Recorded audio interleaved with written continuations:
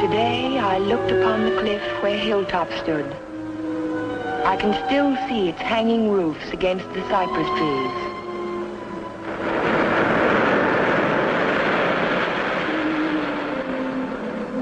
But Hilltop is no more. There is only a scar of jutting rock where once its windows glittered in the California sun. My Aunt Amelia's house still stands next door. I was a welcome guest within its walls, but to me it will always be a house of fear. I was afraid that Sunday morning in September. I was afraid before the doorbell rang.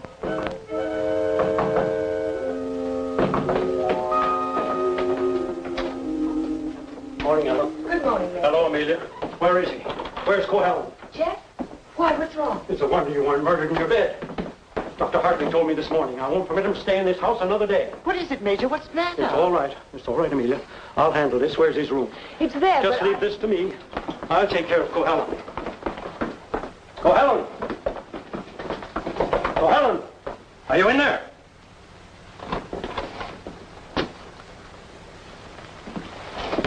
He's gone. He can't be. He said last night... Well, I mean, he must be around somewhere. I'll search the place from top to bottom. Would anyone mind telling me what all this excitement is about? You've been harboring a dangerous man. A man who is... Wouldn't it be fair to Jeff if we waited until we find him and then he can speak for himself? Well, by all means, find him. But where? Well, supposing I look in the garage and see if his car's still there.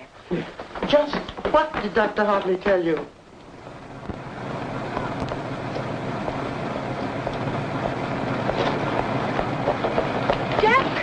Jeff, are you in there? Jeff!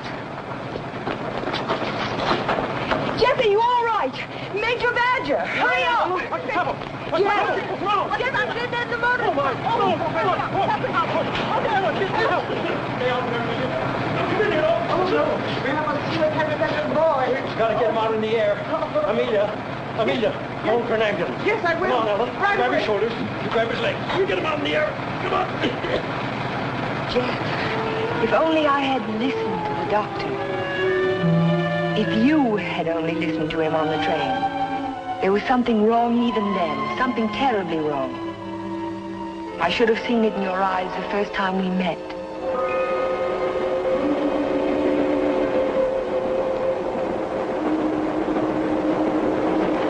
Well, hello, Jeff. Oh, hello, Doc. Patient in Los Angeles, or were you just doing the town? Oh, medical dinner at the Biltmore last night. What have you been up to? I spent a couple of days at the General Hospital. Those dizzy spells again? Nothing serious, I hope. When I need a doctor, I'll come to see you. I was getting some technical stuff for the Veterans Hospital I'm working on. Didn't I hear somewhere that Ben Shepard donated the land for it? That's right. Join me in a cup of coffee? No, thanks. I've just had breakfast. I'll see you later then. Oh, Jeff, Yes? I don't like those recurring periods of depression of yours. Why don't you come in and let me give you a checkup? One of these days.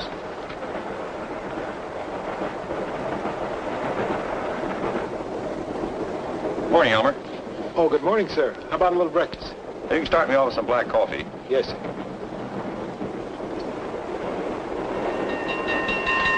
May I? Yes?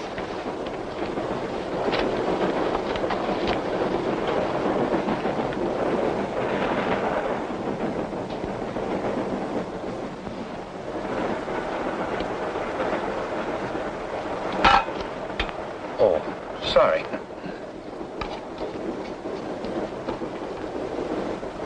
Go ahead, throw it. I'll just save the train from being wrecked. By throwing salt over your shoulder? Oh, by showing proper respect for the powers of darkness. Powers of darkness. What have we here? A disbeliever? Let's see what the tea leaves say about you. Your coffee, sir. Oh, thank you. There's a trick my grandmother taught me. She learned it from an old witch in Ireland. And so you've been drinking coffee ever since? That's beside the point. I see your name scribbled on the bottom of the cup.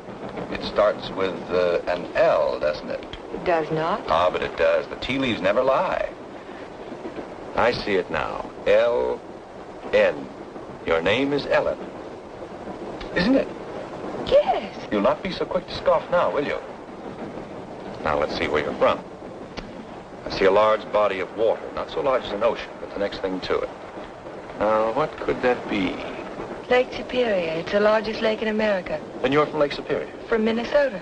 Now we'll go into your destination. It's Pine Cliff, of course. You wouldn't be on this train. But where in Pine Cliff? I see here an old woman and the letter A. Now, let me see. The old woman is standing in the garden and she's talking to her neighbor. So you're going to the city, she says. And what train will you be coming back on? Saturday's train, he says. Then you'll have a pleasant companion, she says, for my niece Ellen is coming to visit me and she'll be on Saturday's train. You see, the tea leaves never lie. And neither do the tea bags. But how will I know her, I says to Amelia. Sure, now, she says, just look around the parlor car and the prettiest girl there, that'll be Ellen Foster. You're a real Irishman, aren't you? You've obviously kissed the blonde, Kissed her, she says. I wear it on my watch fob. And just from what part of Ireland do you come? Flatbush.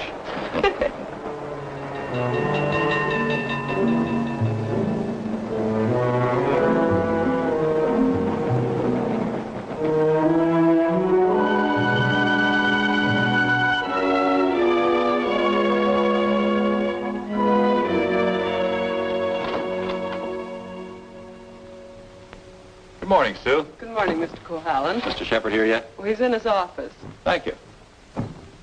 I think this would be an ideal site for the beach club, don't you, Keith? Yeah, it certainly would, Ben. Mm-hmm. Busy, Ben? Oh, come right in, Jeff. Well, we bring the road in here and divide this section into 2-acre lots. Hold out this area for the golf course. Hi. How are you, Ben? Hello, Jeff. How was the trip? Fine, thank you. I bought you a little present while I was in Los Angeles. Found it in an antique shop. Hi, Jeff. Parents? It's a map of an old Spanish land grant. Say, that is an antique. Here's the Ibarra territory.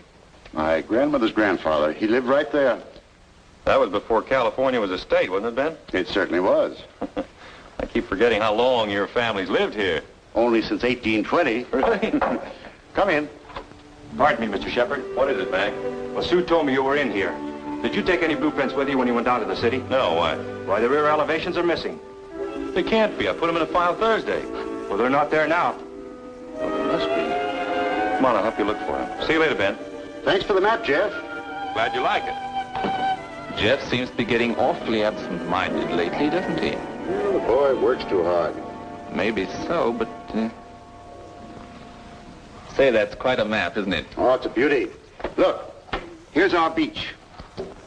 That's the old Spanish name for it, Costa del Rey, the Coast of Kings.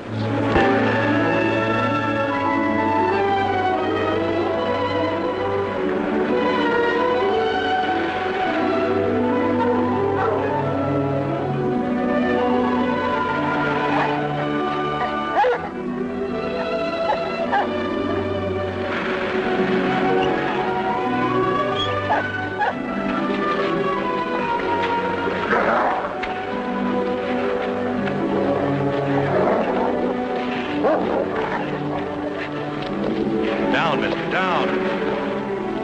Don't be afraid of him. He won't hurt you. Well, I hope he didn't tear your coat. oh no, it's all right. I don't know what got into him. He never barks at people. He seemed to think I was an intruder. Oh, yes. Of course, that must be it. Is this a private beach? Oh, no. It's just that there was someone who used to sun here beside this rock. Well, I'll forgive him this time. I must say you own a very particular dog. I don't own him exactly. They own me. Shamrock and Mr. O'Grady. Mr. O'Grady? Isn't that an odd name for a German Shepherd? Well, it's Herr von Gradenstein on his papers. I translated. Well, I guess I ought to go home. I'll walk along with you.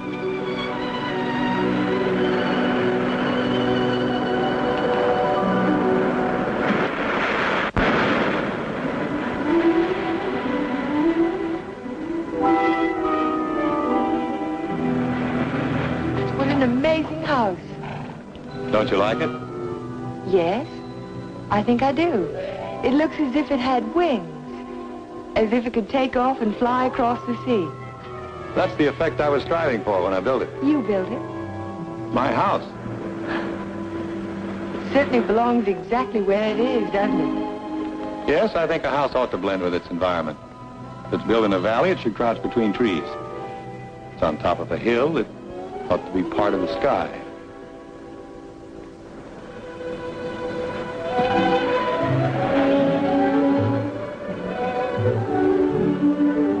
As soon as I put Shamrock up, I'll walk the rest of the way with you. It's nice of you to insist. Isn't it? I'm beginning to like your house more and more. You can't take it all in at the first glance, can you? No, it's like some people that way, I guess. You have to know them a while. Like you, for instance? Yes, I suppose that's true of me, too. We don't have houses like that in Minnesota. Do you mind if I take a closer look at it? I thought you said you were late. Oh, another 10 minutes won't matter.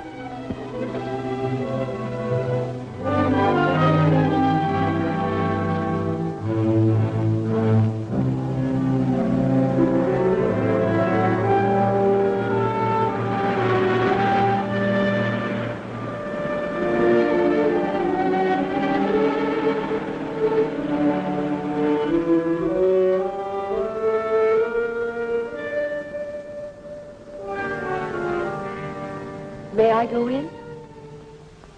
Why, of course.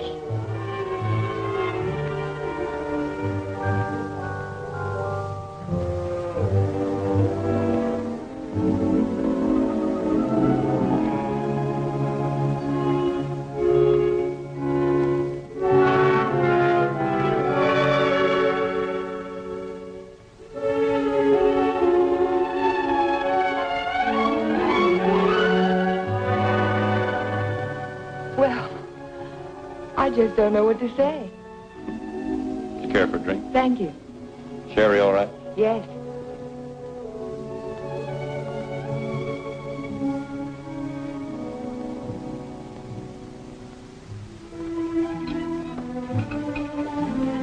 What an unusual picture. It's by Del Lopez, the Mexican modernist. Thank you. What's it called? Doesn't have a name. What does it suggest to you? Well, it's not real, but then it's not real either. It might be a garden in a dream.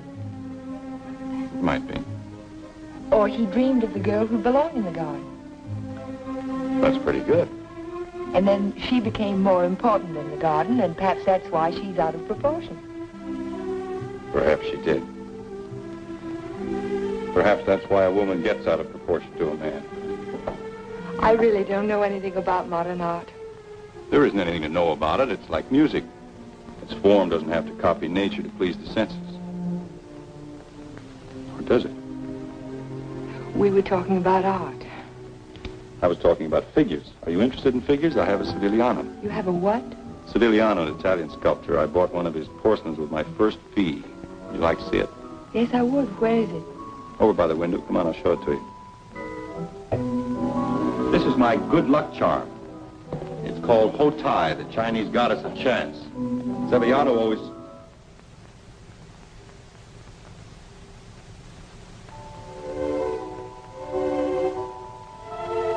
Oh, Jeff, I'm terribly sorry.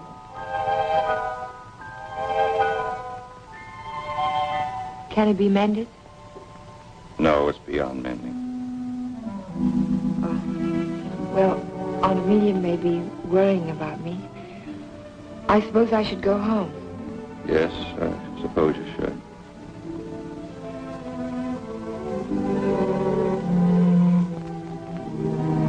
Goodbye.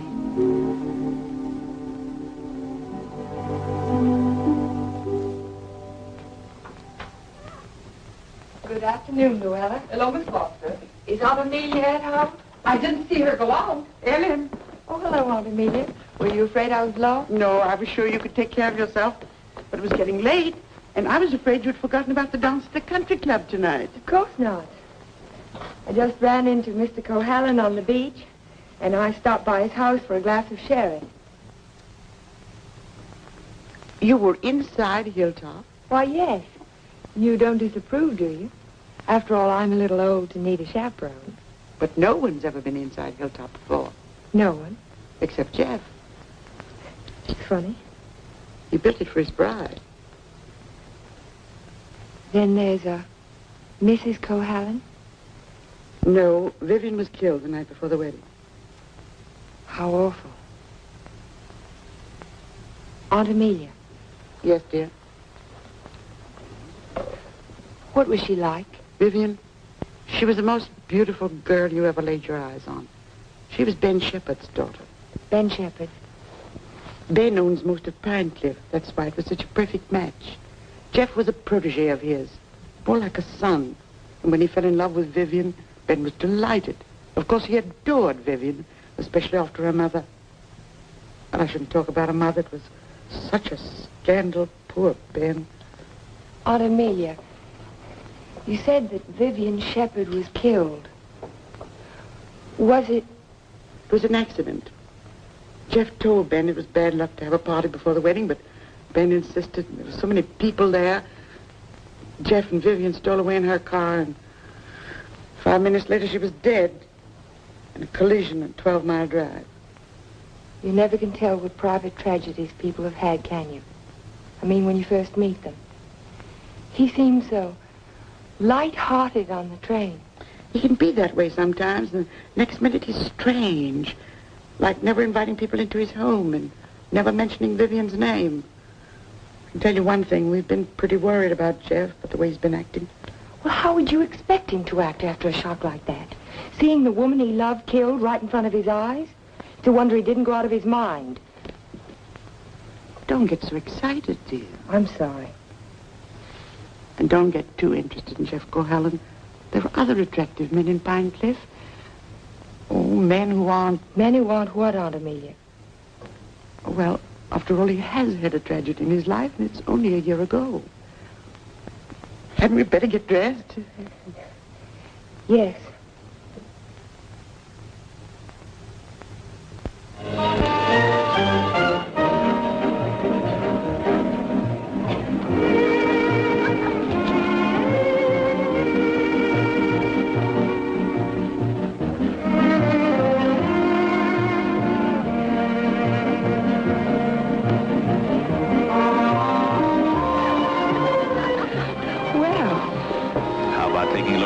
Big California mall, huh? I can see it through the window. Yes, what I had in mind was a personally escorted tour. Think of my reputation, Mr. Ferris. But I am thinking of it. A new girl in town seen walking with me in the moonlight, why the stag line will give you a rush. I never encourage stag lines. There's no future in them. Well, in that case, we'll sneak out quietly, huh? No, thank you. Thank you, but no. Cold climate, Minnesota. Yes, isn't it? Let's go down to the bar and talk it over. All right. I see you know our local hero. We've met. Charming fellow. Yes, he is. I suppose you fall madly in love with him. Everybody else does. Except you, Mr. Ferris. Oh, I think he's just ducky. Did you children enjoy your dance? It was just ducking. Keith, you must sit down and have a drink with us. I thank you. I'd like to.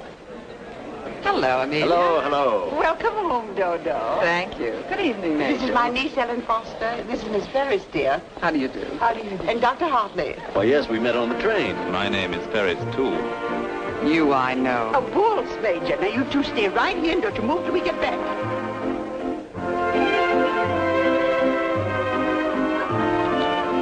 Miss Foster, the only dance I know is a waltz. Will you risk it with me? I'd love to, Dr. Hartley.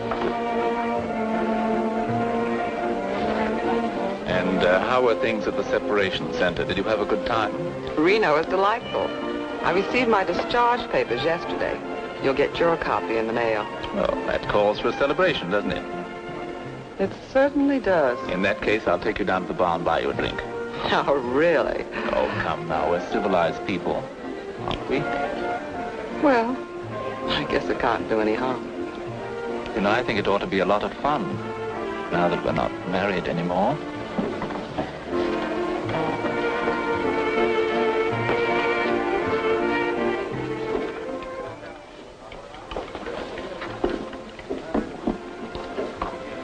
What do you think your chances are? Ben, I built more hospitals in the South Pacific in 1 year than the average architect will see in a lifetime. The only competition I'm worried about is Talbot and Talbot. Huh? Not that I can't compete with them professionally, but they seem to know how to play the political side of it. Well, that won't count here. I hope not. Anyhow, I'm indebted to you for a crack at it. I merely suggested that they invite a local architect to submit plans. Jeff, you're looking pretty seedy. Sure you haven't been working too hard?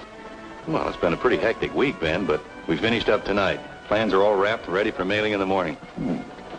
Hello, Ben, you old darling. Hello, Dodo. Hello, Jeff. There's an admirer of yours looking for you upstairs. Who's that? A girl by the name of Foster. You seem to have made quite a score. Aren't you speaking to me, Jeff? Certainly, Dodo. How are you? Fine. Are, congratulations in order? They certainly are. We're celebrating the new freedom. See you later. Bye. I think I'll go upstairs, Ben. It's getting a little crowded down here.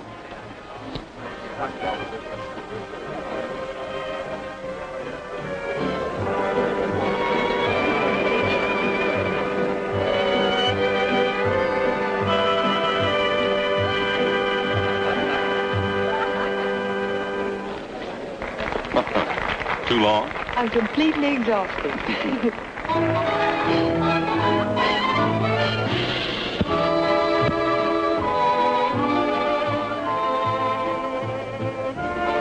What is that song?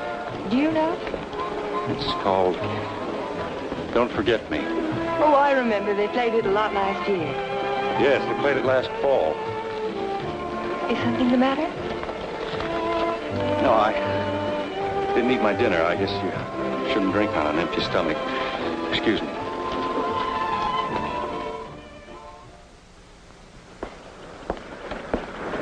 Here, Butch. Such a little animal, and yet he's got an appetite as big as mine. Well, Jeff wasn't that, sir. Oh, maybe he left early. But he looked so worried last night. Well, supposing he's ill and there's no one to take care of him. After all, dear, Jeff's a big boy now. Oh, how nice. We're invited to Ben's Fiesta next week. He gives one every year. I think I'll walk over and make sure he's all right. Who, Ben? Oh, you mean Jeff?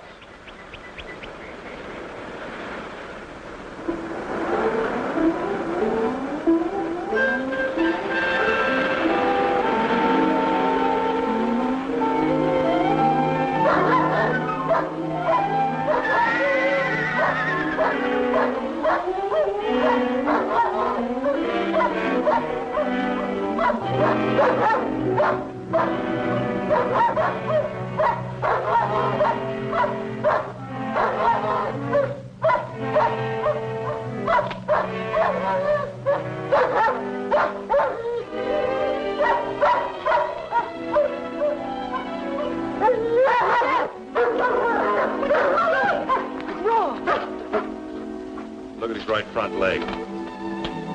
It's shattered. Oh, Shamrock. I hate to have to destroy him. How did it happen? I don't know. I don't know how it could have happened. You better wait for me outside.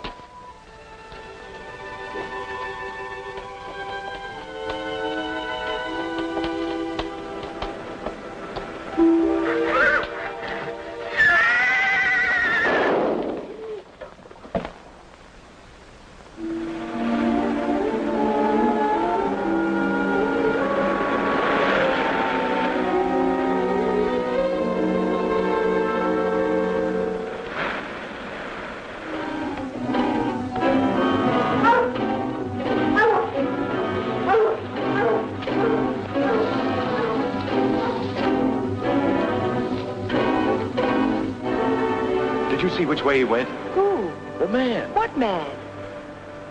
He was hiding in the bushes. Didn't you see him? No. I only saw some branches move, that's all.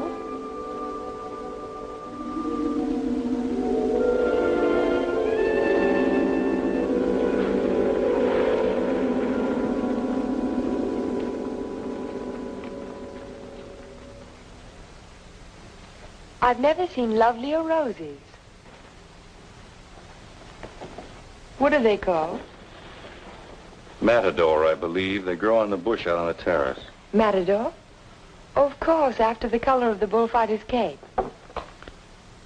Or the bull's blood. Jeff, I'm so sorry about Shamrock.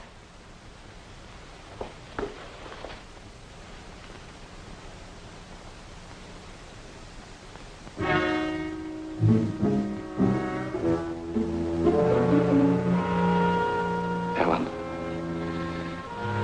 you better go now. You're not safe with me. Do you understand? Suppose I don't want to be safe. Please go now. I'll call you later. All right, Jeff.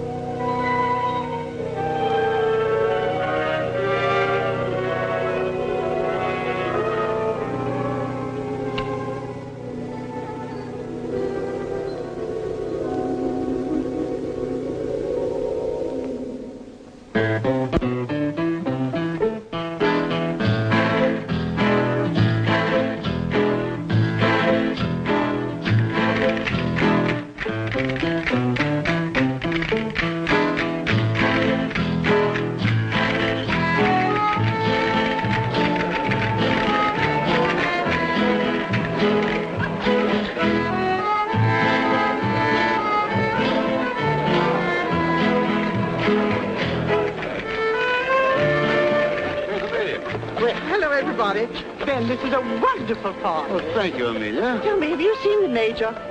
Yes, he's right over there. Thank you. Excuse me, please. Certainly. Will you excuse me, please? All right, Ben. Major, I wonder if you could tear yourself away from these charming people and come and speak with Mrs. Atkinson. She's dying to talk to you. You know, for over 90 years of age. Go ahead, tell me. What does a certified public accountant do? Especially a pretty certified public accountant. I compile actuarial tables for an accident insurance company. What are the odds against a man fracturing his arm? That sort of thing. Oh, what are the odds? 90 to 1 that you won't break your arm this year. Well, that's good. But if you do, it's 2 to 1 that it'll be the right arm. Well, have you noticed that in your practice? No. What I've noticed is that my patients have all their fractures just when I'm ready to sit down to dinner.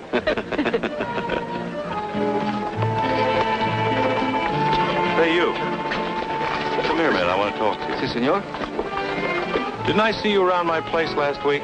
Me? Me, no, senor. I'm sure I saw you hanging around my stable. Me? No, senor. Some other fellow, but not me. Just a minute. All right, go ahead. Well, I wonder what that was all about. Oh, the morning after the dance, I went over to see if Jeff was all right, and there was a prowler behind a bush. Did you see him yourself? No, but Jeff did. Oh. Cigarette? Thank you. Did you ever compile any figures on the incidence of mental diseases for your insurance company? No, they weren't on our list. Interesting subject. Who's sane and who isn't? Hard to tell sometimes. Do you know anything about paranoia?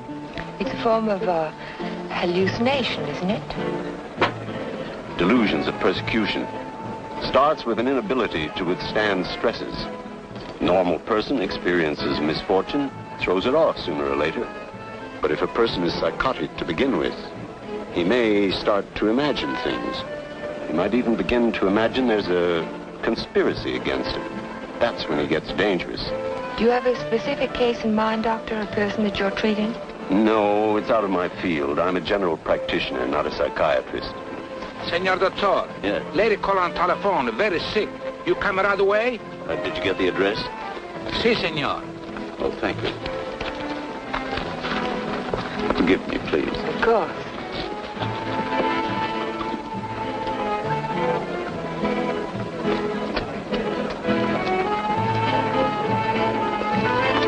Are you sure, Jeff? Ben, I'm positive it was the same man. Well, I'll talk to them if you want me to, but you know how it is with those fellows. They all look alike if you don't know them.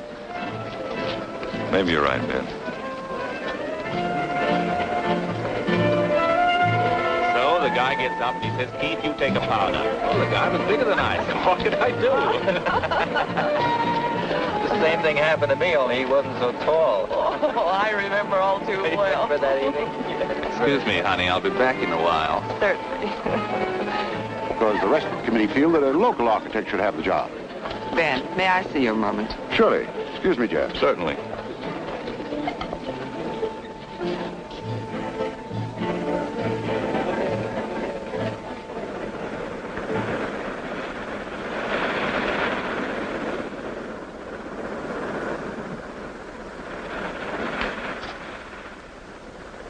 Well, if it isn't Miss Icicle from Minnesota. Good evening, Mr. Ferris. Call me Keith. It was nice of you to find this secluded spot. Are you always this way when you've been drinking? Oh, now this Miss Prim and Proper business didn't fool me for a minute. I spotted you the first night. Don't. You don't have to pretend, honey. Just relax and enjoy it. Stop it. You kidding?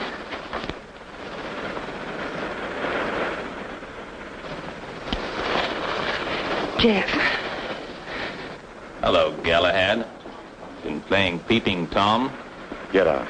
Don't be ridiculous. As I was Would you saying, mind honey, leaving us alone? Jeff, please I'd like to don't. have a few words with him. Privately. If I ever catch you around Ellen again, I'll run you out of Pine Cliff. Galahad, you frighten me. I'm warning you, I mean it. Keep away from her.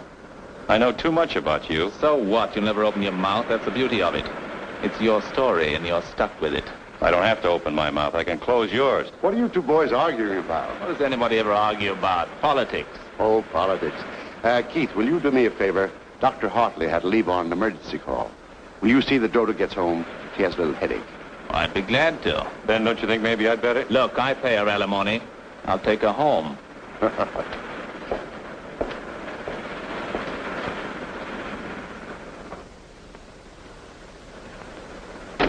It was a lovely, lovely party, darling. I'm glad you enjoyed it.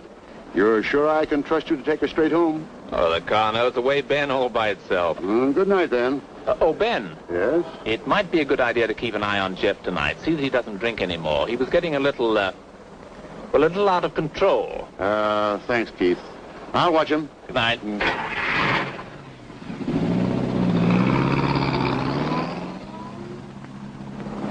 Still cutting the lad's throat, I see. An inch at a time. Every little bit helps. Helps what? Or is it just pure meanness on your part? Don't be stupid. Ben hasn't any heirs, has he? All that money and not even a second cousin. Suppose he should take a notion to leave it all to Cohalan. Where would I be? Out in my ear the day after the will was filed. Well, you don't think he's going to leave it to you, do you? No. No, I'm voting for charity, with Keith Ferris as administrator of the estate. What would you think of a Vivian Shepherd Foundation for something or other? That turns even my stomach.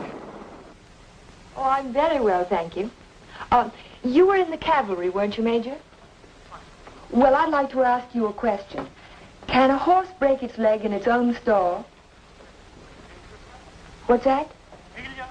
You think it's a chance in a million? No, I was just computing the odds on an accident that happened last week. Well, thank you very much for the information, Major. Good night.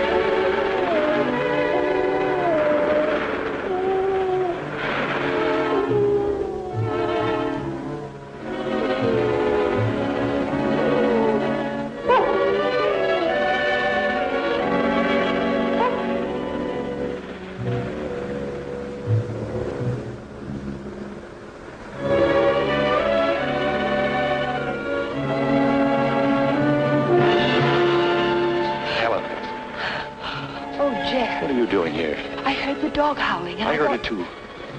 Could you tell where it came from? No.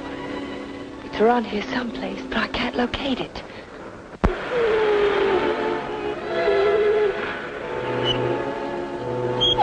Jeff, listen.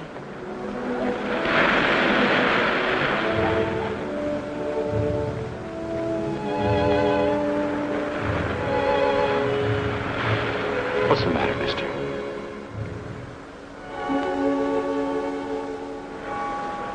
He's gone. Oh, Jeff.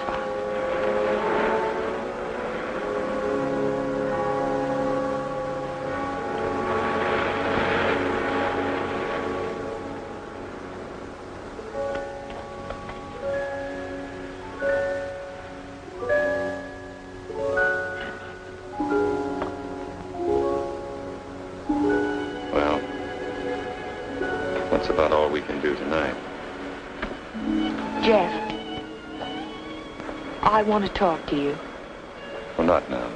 I'm sorry, I didn't mean to be rude, but I'm just not in the mood for conversation. You have to listen. It's important. Well, let's go up to the house.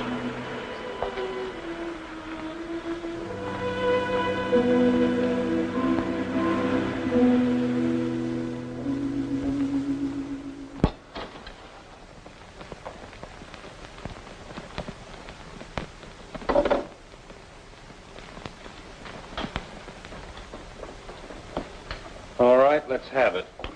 I talked to Major Badger tonight.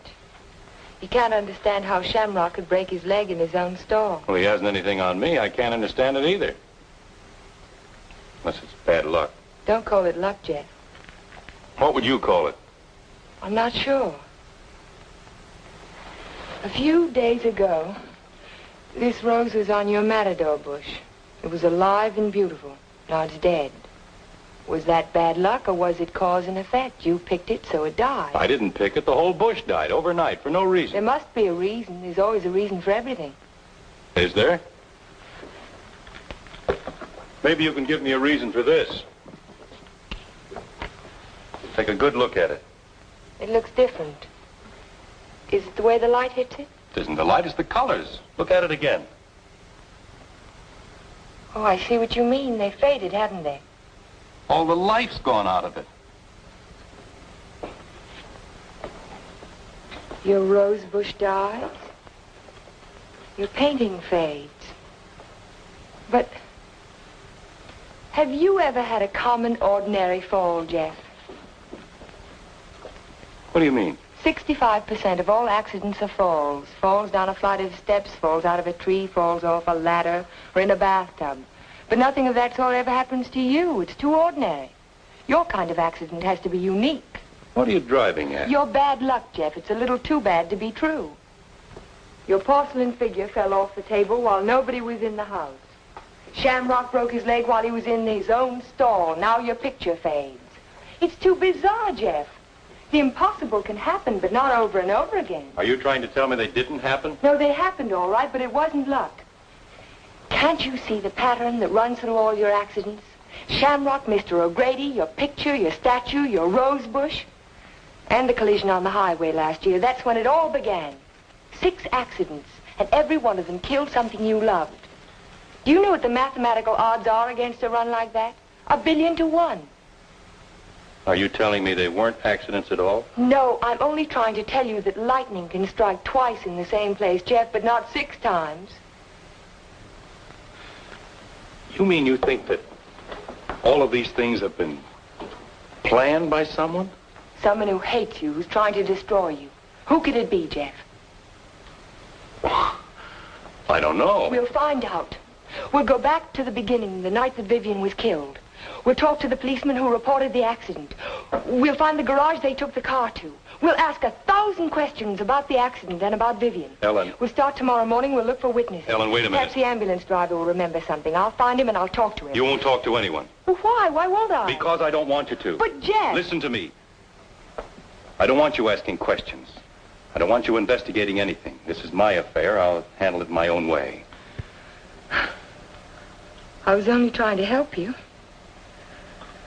Well, now you've let me know where I stand. You don't want any help from me. right, then do it your own way. Ellen, listen to me. Just don't let any black cats cross your path. And if you see a horseshoe, pick it up and spit on it and throw it over your shoulder. That ought to take care of everything. Ellen.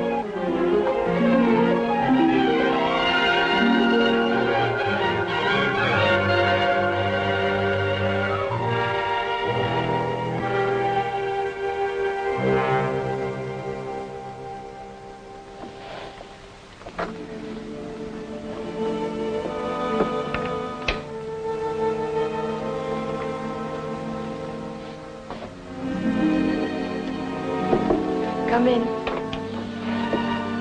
Hello, Aunt Amelia. You didn't tell me good night, dear. I'm sorry. Is anything wrong? No, there isn't anything wrong. There isn't anything right either. I saw you come home. You were at Jeff's again, weren't you? Yes.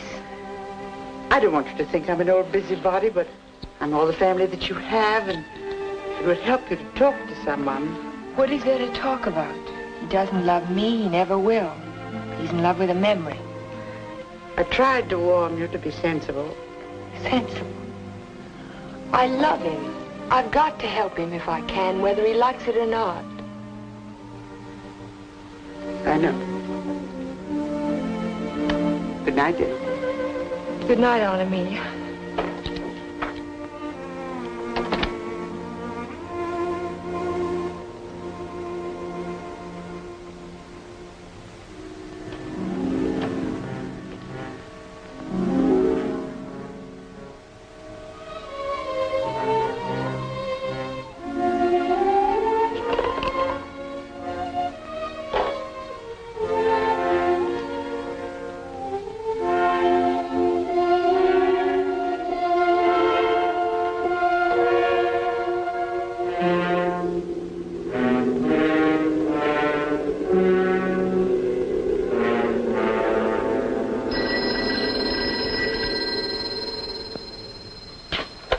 Hello? Hello, Jeff. Oh, yes, Ellen. I've taken your painting to an art shop. You did what? I found out some very important information. If you come over tonight, I'll tell it to you. No, I can't tell you now. Look, I thought you understood I was going to handle this in my own way. Don't argue, Jeff. Just come on over. Goodbye. Well, what do you think? It's hard to understand why it's faded. The artist didn't use pen colors, he didn't even use tempera. There must be a reason. I would say this was painted with London watercolor. That's the best you can get. Nothing fades them except continuous exposure to strong sunlight for at least a month. That's impossible. I can't imagine what caused it. Well, I'll tell you what I can do. I can talk to a couple of artists I know. They might have an idea. I think my best bet is to go and see Trilfit. He's a watercolor man. He's one of the best. He ought to know everything about it. I think I'll catch him tomorrow morning. You know Trilfit, the naturalist. He painted dogs and horses and cows. My wife, he made a beautiful Thank you painting. very much. I'm sorry to have troubled you. Oh, no trouble at all. Oh, Miss Foster. Yes? I just remembered something.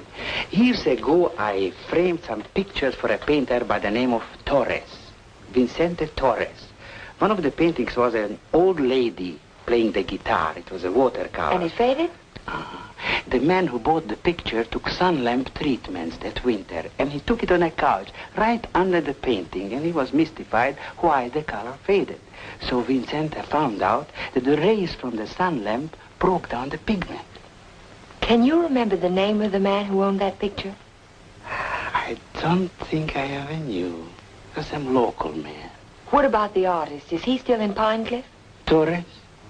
He died 5 years ago. Oh. Thank you again. Sure.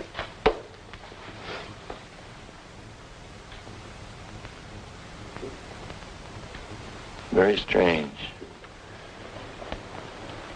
Have you told anybody else about this? Of course not. But someone in Pine Cliff knows that you can fade the colors out of a painting by turning a sun lamp on it. If we can find out who owns that picture, Jeff, the portrait of the old woman with the guitar... What would it prove? If somebody wants to destroy a painting, there must be 100 easier ways of doing it. That's not all. Read this.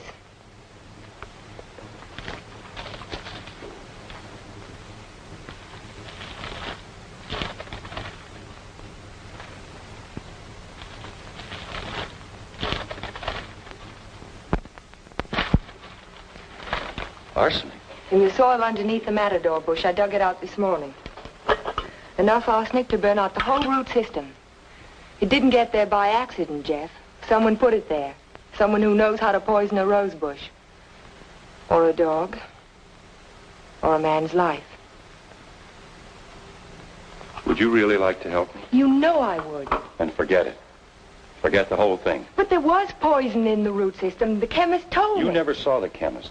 You never heard of a portrait of an old woman with a guitar. Do you understand? No. No, I don't understand. Jeff! Jeff! Your house. Look out the window. I saw it from upstairs. What? It's burning.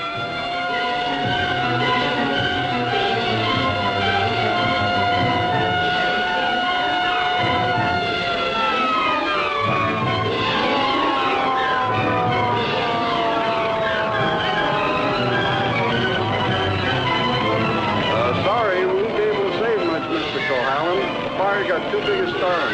Everybody stand back. Out of the way, please.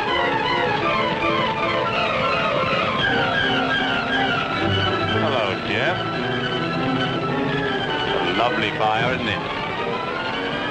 You know, you can see it for miles. Jumped right in my car and drove over.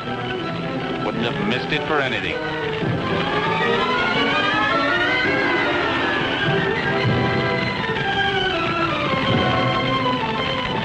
I'm so sorry, Jeff.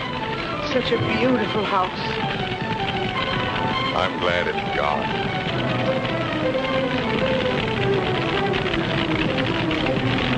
Be sure to tell Jeff that he's welcome to come and stay with us as long as he likes.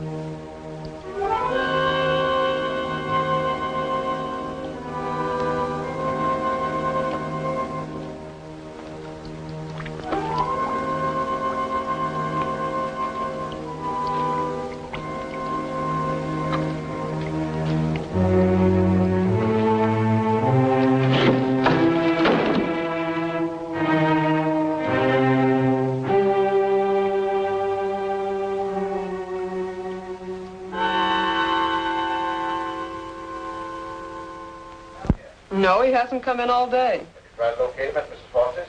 Yes, I did, but he left the house early this morning. Well, wait a second. Here he is now. Good, good. Have him come right in. Mr. Shepard wants to see you. So I hear. He'll be right in. Thank you. He's here now, Stacy. Hello, Ben. I didn't mean to keep you waiting. It's quite all right, Jeff. I'm terribly sorry about what happened last night. I know you are, thanks. I wouldn't bother you about anything today ordinarily, but Mr. Rogers just came to town. Stacy Rogers, chairman of the hospital committee. Oh, of course. How are you, sir? Glad to know you. This is the Jeff Cohalan I recommended to you. Yes, we examined your plans last night, Mr. Cohalan.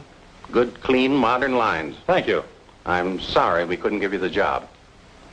You couldn't what? I was just about to tell you, Ben.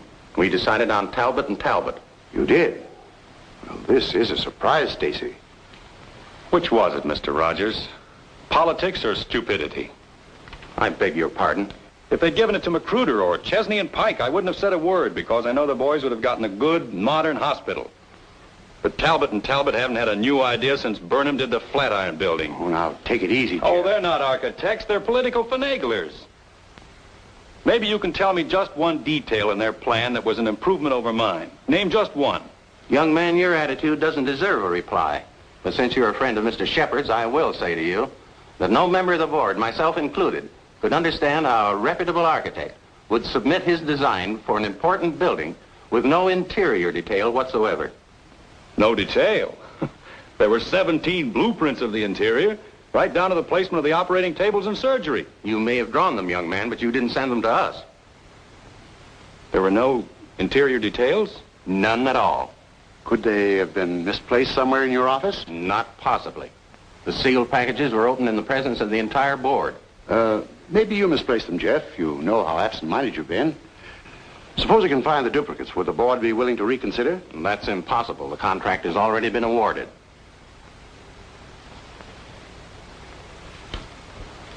Well, this is quite a shock, Stacy. I felt sure that Cohalan would get this job. Oh, I'm sorry, Ben, but you understand my position. Jeff, you weren't going home without me, were you? Without you? You told me to drop in at 5:30 and you'd drive me home. Do you remember? I'm not going home now. Was anything wrong? Everything's wrong. Come on, let's get out of here.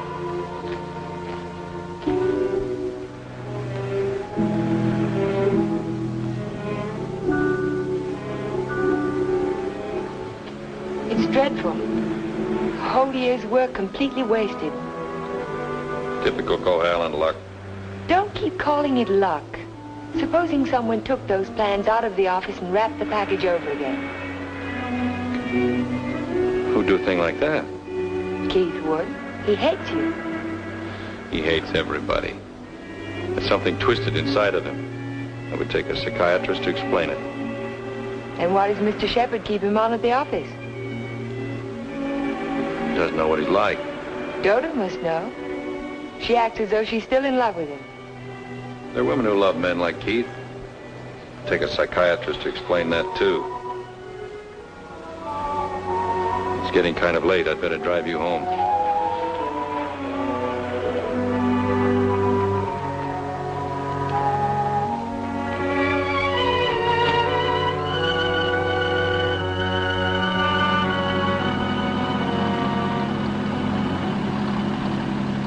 Isn't this near where... What'd you say? Nothing. Drive faster, will you, Jeff? I want to feel the wind in my face. All right.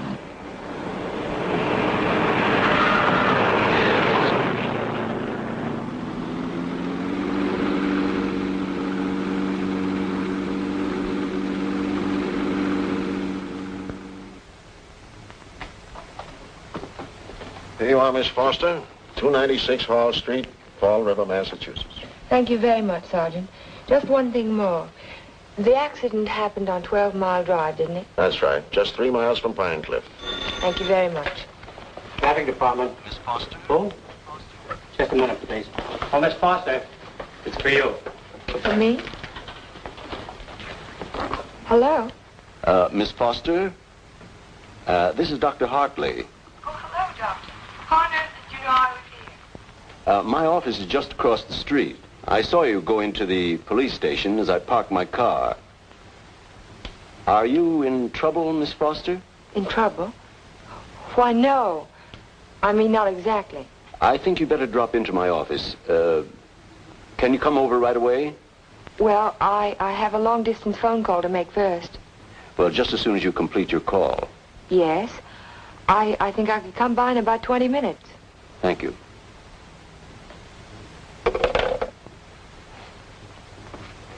Thank you, Sergeant. That's all right. Miss Foster. Hello, Dr. Hartley. Come in. Come in. I was startled when you telephoned me at the police station. Well, I'm very glad I spotted you when I did. Why did you ask me if I was in trouble? Well, the fact is, I'm in rather an awkward position. But your aunt is getting along in years, and I didn't want to disturb her unduly, so I thought it best to discuss this matter with you. Sit down, sit down. Thank you. Yes, Doctor? Since I'm your aunt's physician, I feel it's my duty to inform you that she isn't safe. That neither one of you is safe, for that matter. So I wanted to get your permission to speak to your house guest, to ask him to move to a hotel. But I don't understand. What has that to do with my aunt's safety? Yes, I was afraid you'd ask me that. The fact is, you're forcing me to take an unethical action. The man isn't my patient, and even if he were... Whatever it is you're trying to say, Doctor, why don't you just go ahead and say it? Yes, you're quite correct. I'll come to the point. Let me say that I believe your house guest, Mr. Cohalan, is definitely paranoiac. He seems to have all the obvious symptoms of delusions of persecution. If that's true, then you and your aunt are in a hazardous position. Two helpless women in the same house with a man who may become dangerous at any moment. We can't allow it. May I ask you a question, Doctor? Certainly. You speak of delusions of persecution, but... Oh, a delusion is imaginary, a thing that never happened. That's right. But Jeff's dog was poisoned. His house was burned down. That was no delusion. I saw it myself. Did you see the gasoline can? Gasoline can? The gasoline can the police found in the ruins of Hilltop. It was an unusual type of container. Only one store in Pine Cliff sells them. And that store sold such a can to Jeff last Monday. How do you know? The chief of police told me so this morning. But I don't see how. And that isn't all. The body of the dog was disinterred. He died of arsenic poisoning. 2 days after his master brought a package of weed out. Are you trying to tell me that Jeff burned down his own house, that he poisoned his own dog? That's impossible. No man in his right mind... Exactly. No man in his right mind. But why? Why would he do a thing like that? Listen. Listen to this.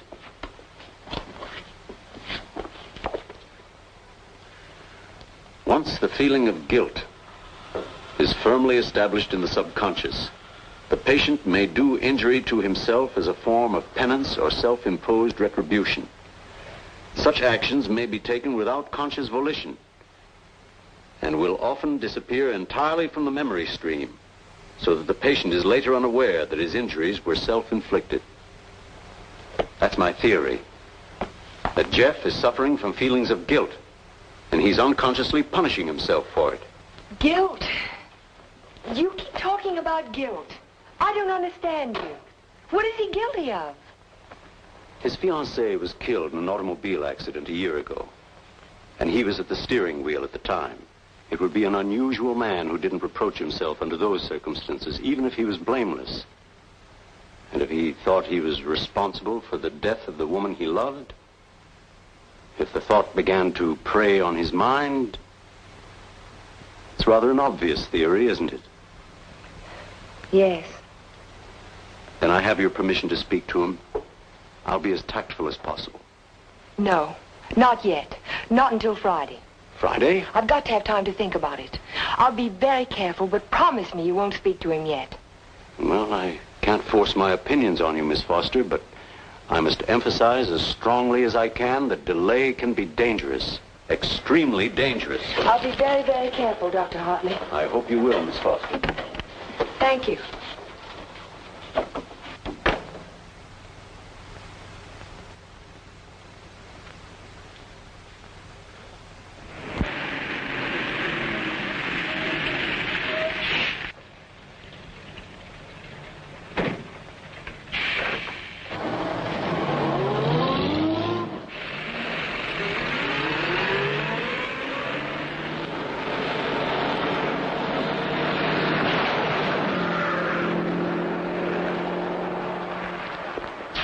That man must be crazy. Thank you very much.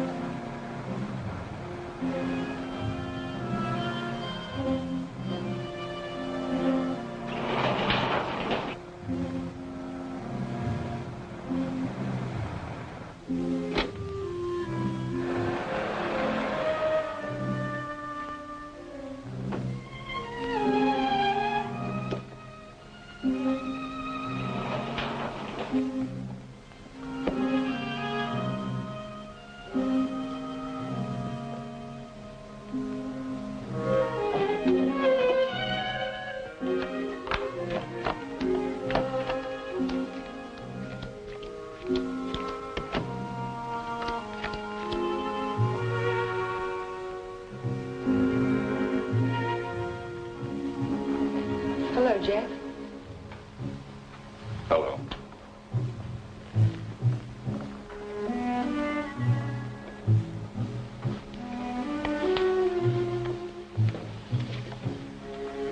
Jack of spades. Is that bad luck? Like a black cat? A dead man's card. Oh? Is there a card for a dead woman?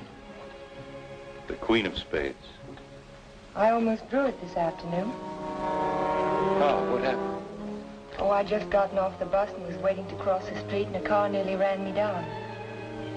It almost seemed to be trying to. Did you see the driver? No. I was too busy trying to get out of the way. What kind of a car was it? A green convertible. Like yours. Except the top was up. You've got to get out of here, Ellen. You've got to get out of Pine Cliff right away. Why, Jane? Because something else is going to happen. I can feel it. It might happen to you. I'm not going to leave, not now. I'm warning you, Ellen. It's no use, I'm not going. You're asking for trouble. Am I? Then I'll really ask for it.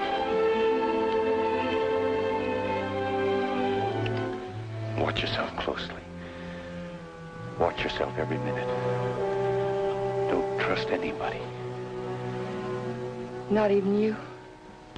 Not even me. Well, I think I'll go to bed now. Major Badger said he'd come by in the morning and take us to church. You won't forget what I said. You'll be careful. I'll be careful.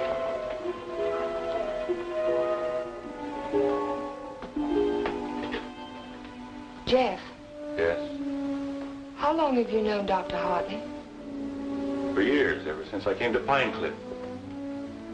Has there ever been any bad feeling between you? No, why should there be? Well, he thinks that the shock of Vivian's death might have affected your mind. He thinks that you might be paranoid.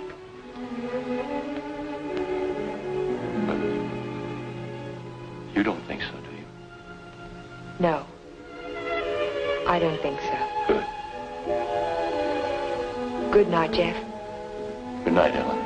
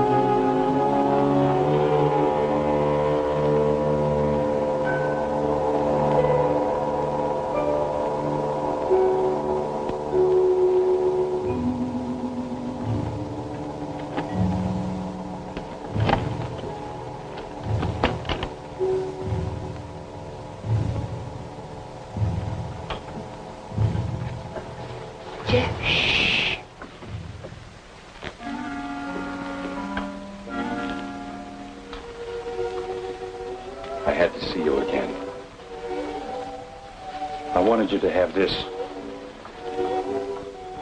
Don't be afraid to use it if you have to. I want you to wait for me tomorrow morning. Tomorrow morning? You mustn't leave the house. You mustn't leave the house without me. Promise you won't. All right, Jeff. I promise. You won't forget when Major Badger arrives? No, I won't forget. Good girl. Good night.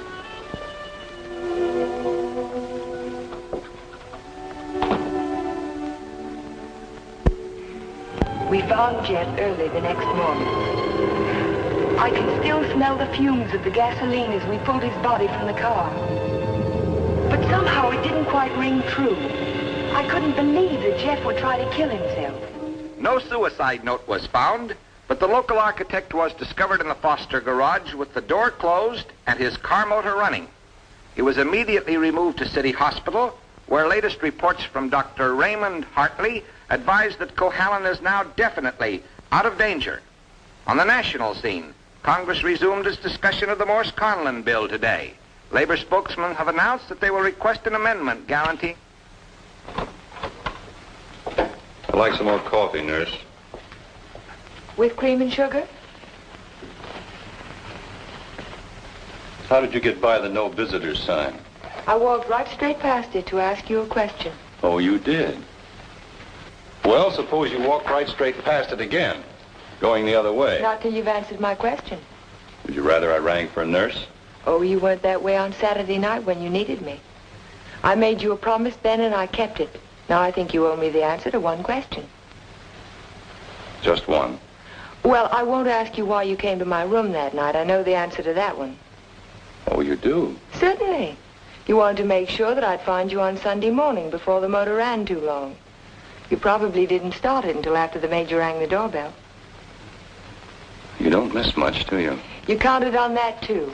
You knew that when we couldn't find you in your room, I'd think of looking in the garage, no thank you, to see if your car was still there. You have all the answers, haven't you? All except one. Why did you fill those buckets with gasoline? Fill the buckets? Oh, you saw that, too? Yes. I wasn't filling buckets. I was draining the gas tank. So if you didn't show up in time, the motor would stop running as soon as the gas in the carburetor was gone. But why? Why did you do it? You had your question. Don't be technical. Why did you pretend to commit suicide? When that car almost ran you down Saturday morning, you don't think that was an accident, do you? I couldn't get you to leave town, so I had to give him a different target. Different target? Me. Man doesn't kill my rose bush and my horse and my dog and then stop there. He must want to kill me. I can't wait any longer, not while strange automobiles are trying to run you down on the highway. I've got to force his hand now. I want him to think that it's safe to take a shot at me. Don't you understand? Not quite. I've tried to commit suicide, haven't I? It was on the radio. It says so right here. So what if somebody takes a shot at me now and leaves the gun in my hand? It's an open and shut case, isn't it? The police wouldn't even investigate. So he's free to kill me now if he can. Doesn't have to hit around the edges anymore. But keep away from me. Don't stand too close to the target. Is that why you wanted me to leave Pine Cliff? That's why I want you to go home now and stay there. Lock the doors from the inside. If you have any visitors, don't let Aunt Amelia out of your sight. Don't trust anyone. Where will you be if I want to find you? I don't know, but I have to get out of here. I can't wait for him to make the next move. I've got to get out and go after him. You say the exhibit was in 1939? The summer of 39. I ought to have that catalog somewhere.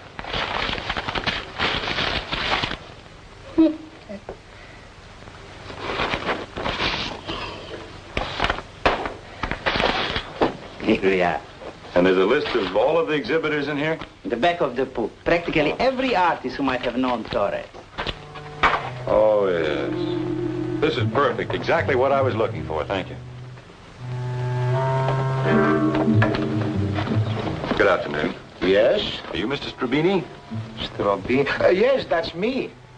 Did you ever know an artist by the name of Vincente Torres? Vincente Torres? Yes. No.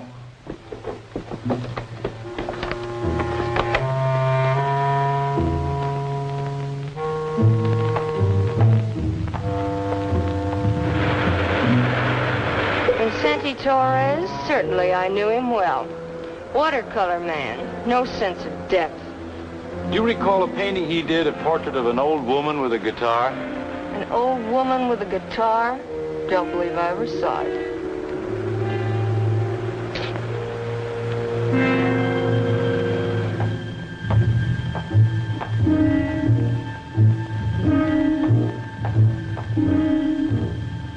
The old woman with the guitar? Yes, I remember when Torres painted it. It was during his Renoir period. Do you remember who he sold it to? Didn't know he ever found a sucker. It was a piece of tripe. Well, thank you. Not at all.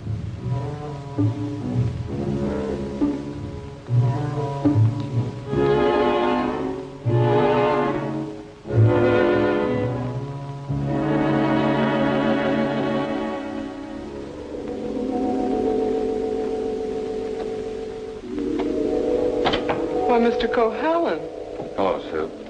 you had a few phone calls. Anything important? I don't think so. A man named Carter called. Said he was a friend of an artist that you knew. The name sounded like Boris. Was it Torres? Could be. Did he leave a number? No. He said he'd call back around 6. What's after that now? When Mr. Shepard's anxious to see you. He's still in the office. Okay. Shepard Estates. Oh, yes, just a minute. Mr. Carter. Hello? Yes, that's the man, Vincente Torres. Do you remember a watercolor he painted, a portrait of an old woman with a guitar? You do? Do you remember who bought it? You're absolutely certain? Oh, thank you.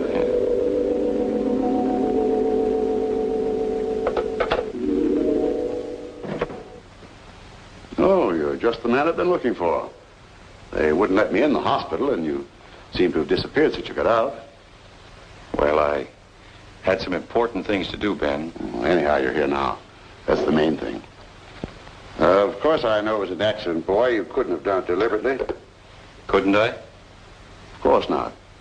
But just the same, you've been overworked lately. You're looking all fagged out. It's time you took a rest. Yes, I could use a rest. A nice long rest. It's just what I had in mind.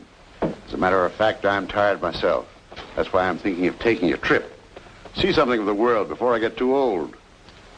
Sounds like a fine idea, Ben. It'd be a good idea for you too, Jeff. Why don't you come along with me? The two of us could have a pleasant time together. Leave all our worries behind and take things easy for a while. What kind of a trip were you thinking of, Ben? Well, I haven't made up my mind. Where would you like to go? Oh, an ocean voyage might be nice. If the ship had a low rail and a long drop to the water. Or Niagara Falls might be handy, or the top of the Empire State Building. Don't talk like that, Jeff. Don't even think of such things. I wasn't thinking of suicide, Ben. I don't expect to jump. I expect to be pushed. You're crazy, Jeff. You're talking like a paranoiac. Where did you get that word, Ben? Did you read it in a book, complete with all the symptoms? I'm only trying to help you, but if you're going to take this... Sit down, Ben. Sit down and listen. You had all the tools to work with, didn't you? Your ranch hands who think you're a king will do anything you tell them to. I was out your place yesterday, Ben, looking for Pedro. They told me he didn't work for you anymore. Hadn't since the day after my house burned down. You let him go, didn't you? After he'd done his job. I'm beginning to think the doctor's right. I'm beginning to believe you do have delusions of persecution. Paranoia, Ben. You learned the word. Use it.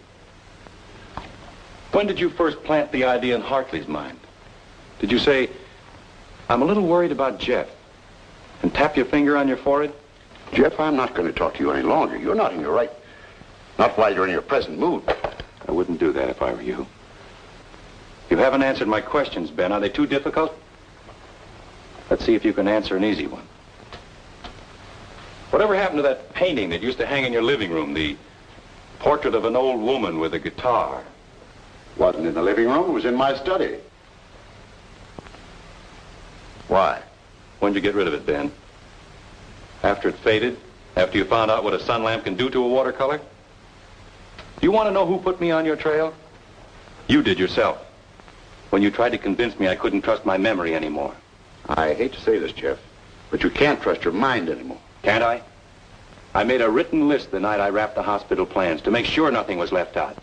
And 17 blueprints were missing when the package was opened by the state board.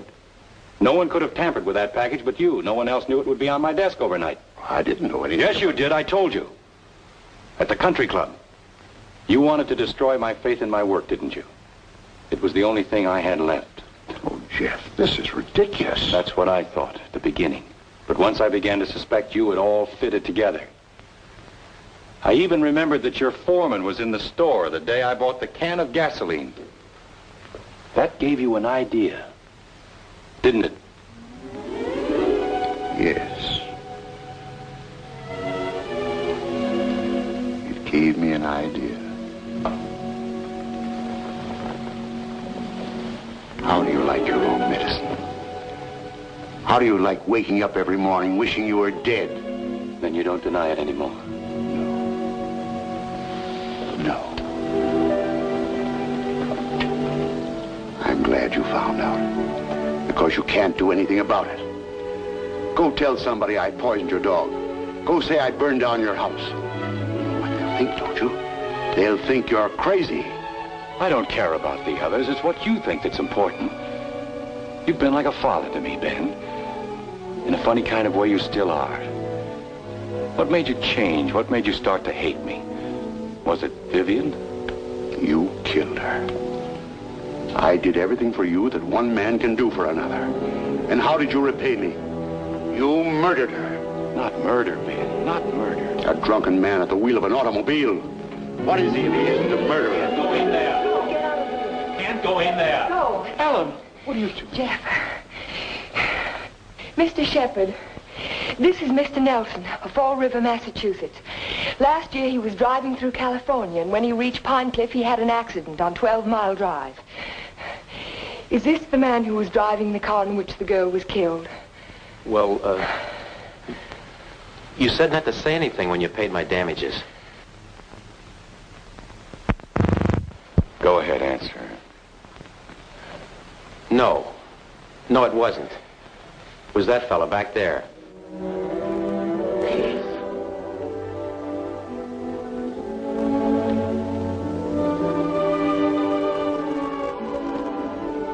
Thank you, Mr. Nelson. I tried to keep it from you, Ben. At the party you gave the night before Vivian and I were to be married, I don't know whether you remember or not, I said something to you about the room being a little stuffy. I wanted to go outside for some air. I was really looking for Vivian.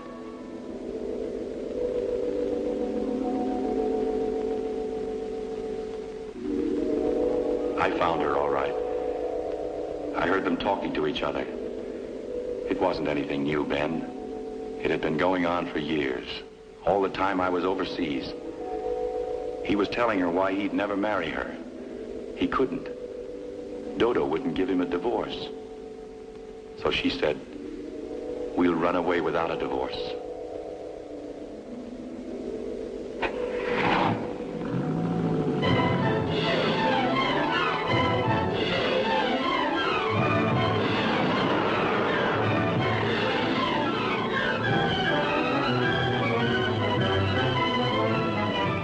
On the 12-mile drive.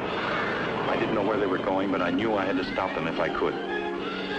He was going as fast as the curving road would let him.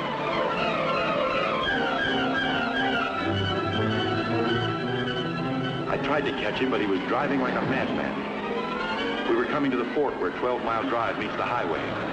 I saw a car approaching on the main road. Ferris didn't see the other car.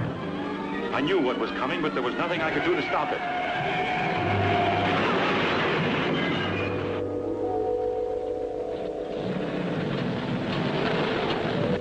I jumped out of my car and ran toward the wreck.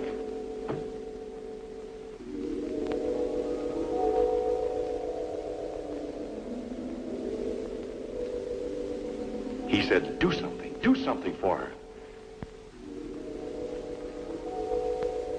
But there was nothing anyone could do for Vivian.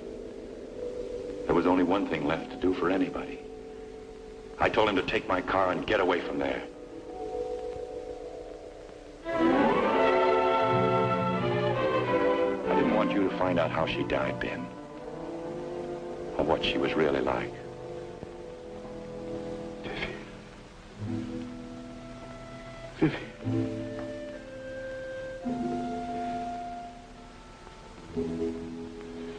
I'm sorry you had to know, Ben.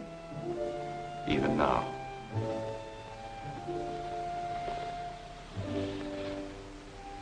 Vivian, I always gave you everything you wanted from the time you were a little girl.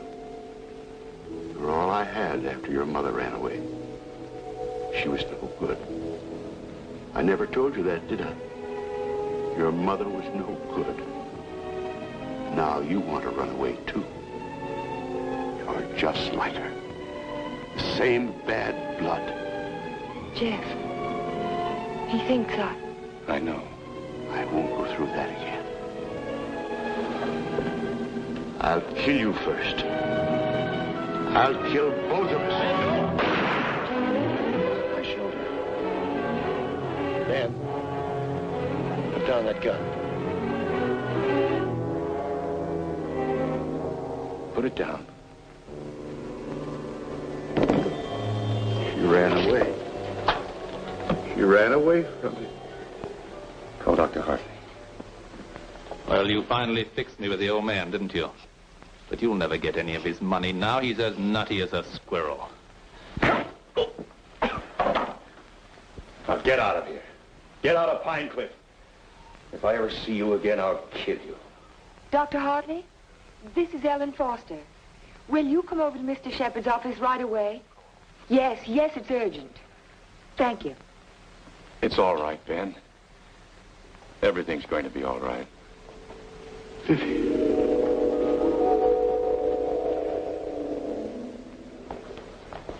Well, Doctor, will he live? He's healing beautifully. No infection, no complications, simple perforation of the deltoid. And all the time I thought it was my shoulder. You won't need that thing anymore. Good. Here. He'll be as good as new in a week. Tell me about Ben. Well, Amelia, Ben was the psychopath, of course, from the beginning. I ought to have suspected it, of course.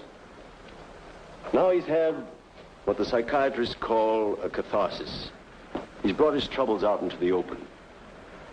Ellen helped to bring them out when she phoned Fall River. He'll be all right now, in time. Well, I'm very happy to hear that. Well, I hate to drag myself away, but the ill and injured are waiting. I'll see you to your car, Doctor. Bye, Ellen. Jeff? Goodbye, Dr. So long, Doc. And now, young lady, suppose you come along with me.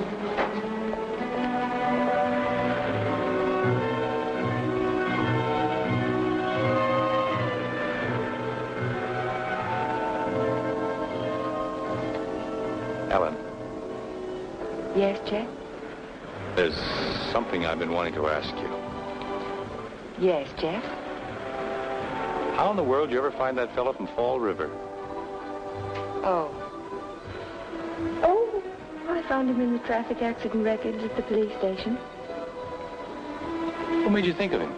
The way you drove your car on 12 Mile Drive the other night. You could never have driven so recklessly with me if you'd been at the wheel when Vivian was killed. Not on the same road in the same place at the same time of night. You're pretty smart, aren't you? No. Yes, you are. You're very smart. No, I'm not. Oh, yes, you are. No, because I thought that you loved her. I thought you loved her all the time. I never really loved anyone.